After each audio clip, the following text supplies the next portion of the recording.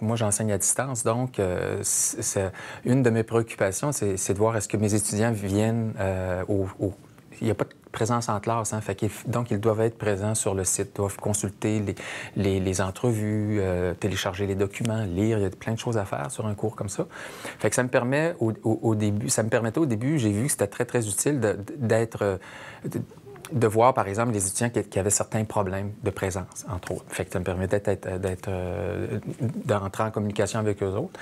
Puis ça a été efficace parce que j'avais des échos positifs des étudiants, puis ils appréciaient que, est-ce qu'il y a un problème? Je vois que tu n'es pas venu vous rencontrer. J'écrivais un courriel. Je vois que vous n'êtes pas venu encore sur le site du cours. Éprouvez-vous des difficultés? Fait que les étudiants appréciaient cette présence-là. Ça nous permet d'avoir, d'une manière très temporelle et exacte et avec un bon timing, en bon français, là, un bon timing pour nous dire si on doit intervenir ou pas.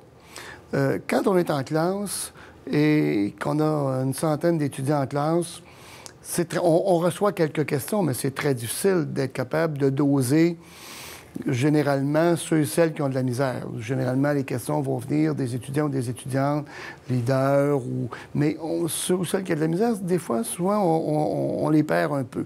Donc, ça nous permet de les répertorier et d'aller devant eux. Moi, ce que j'ai aimé de l'expérience, c'est que ça m'a ouvert tout de suite la voie pour aller devant eux, plutôt que d'attendre qu'ils viennent à moi.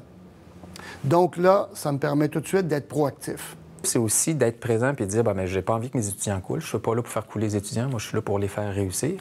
Fait qu'au début de la session, je voyais, comme cette session-ci, c'est une session qui se donnait en 5 semaines, une session qui normalement dure 15. Donc, c'était très intense, très intensif pour les étudiants. Fait que je voulais dès le début de la session, j'étais très présent sur le site. Fait que là, je regardais, y a-t-il des pitons rouges? Puis il y en a eu beaucoup au début de la session. Puis là, j'intervenais auprès de chaque étudiant, disais, mais qu'est-ce qui se passe? Vous savez, c'est un cours intensif. Prendre du retard, vous allez le payer quelque part à la fin de la session. C'est vous qui allez être dans le trouble. Puis généralement, j'ai eu des échos positifs. Les gens appréciaient que j'intervienne comme ça en disant, faites quelque chose parce que vous risquez d'avoir des problèmes. C'était pas prendre les étudiants par la main pour leur faire des travaux 1 + 1 = 2, là. C'est pas ça l'idée. Et c'est pas non plus les prendre par la main pour dire « t'as pas lu ou t'es pas venu consulter ». C'est pas ça. Par contre, ça nous donne d'excellentes bases explicatives du résultat qui a eu lieu. Et là, on est moins dans le brouillard lorsqu'on veut intervenir. Si antérieurement, je n'avais pas ces indicateurs-là et que j'avais une très mauvaise note à l'examen, bien là, je me dis, est-ce que j'ai vraiment mal enseigné ou est-ce qu'ils n'ont pas compris? Qu'est-ce qui s'est passé? En tout cas, la communication n'a pas eu lieu, là. Donc ça, c'est un élément qui est bon. Moi, je pense que le grand avantage là-dedans, c'est d'améliorer l'apprentissage. C'est pas prendre par la main.